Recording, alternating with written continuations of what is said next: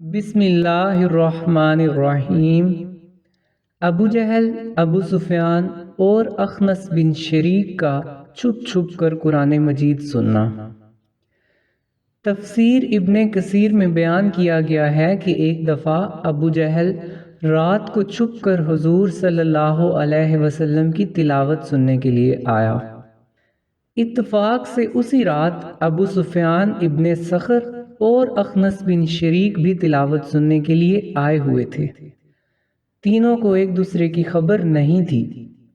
صبح تک تینوں چھپ کر حضور صلی اللہ علیہ وسلم سے قرآن سنتے رہے۔ دن کا اجالا ہونے لگا تو واپسی میں ایک جگہ تینوں کی ملاقات ہو گئی۔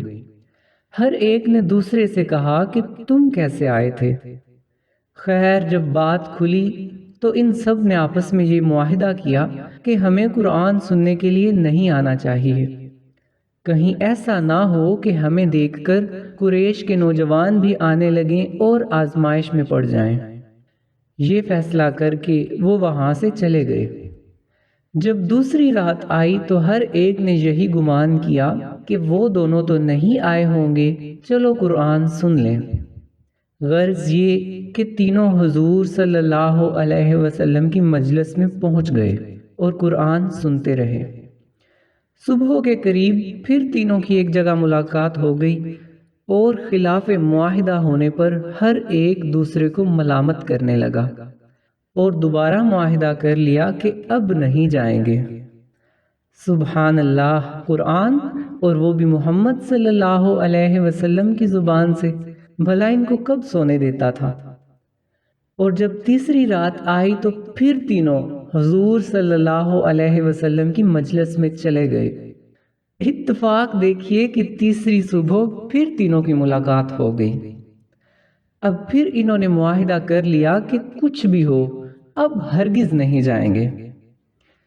اب اخنس بن شریک ابو سفیان بن حرب کے پاس آیا اور کہنے لگا، اے ابو حنظلہ، تمہاری کیا رائے ہے؟ تم نے محمد صلی اللہ علیہ وسلم سے جو قرآن سنا اس کے بارے میں کیا کہتے ہو؟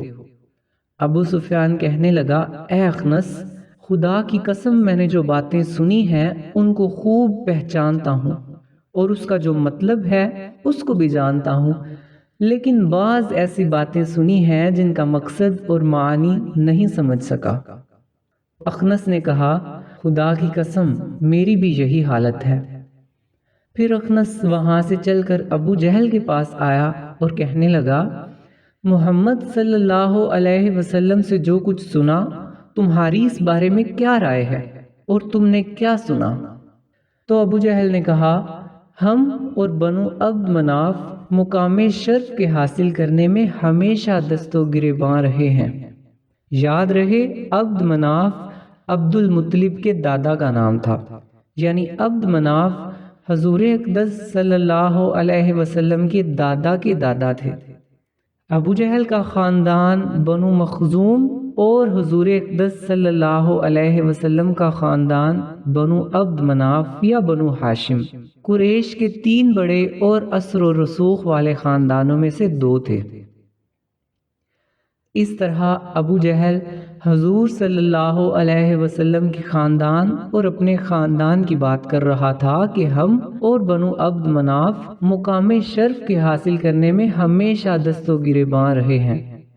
انہوں نے دعوتیں کی تو ہم نے بھی کی، انہوں نے خیر و سخاوت کی تو ہم نے بھی کی، حتیٰ کہ ہم تو پاؤں جوڑے بیٹھے رہے اور وہ کہنے لگے کہ ہمارے پاس خدا کا ایک پیغمبر ہے، اس پر آسمان سے وحی اترتی ہے، تو اب ہم یہ بات کہاں سے لائیں؟ خدا کی قسم ہم اس پر ایمان نہیں لائیں گے اور اس کی پیغمبری کی تصدیق نہیں کریں گے۔ اخنس یہ سن کر چلا گیا۔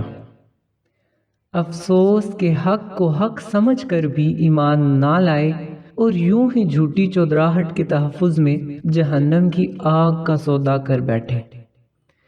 ان میں صرف ابو سفیان کو اسلام قبول کرنے کی سعادت حاصل ہوئی۔ ابو سفیان نے فتح مکہ کے موقع پر اسلام قبول کیا۔ اللہ ہمیں دین کو سمجھنے اور ہر چیز سے بالا تر ہو کر اس پر عمل کرنے کی توفیق عطا فرمائے، آمین ثم آمین۔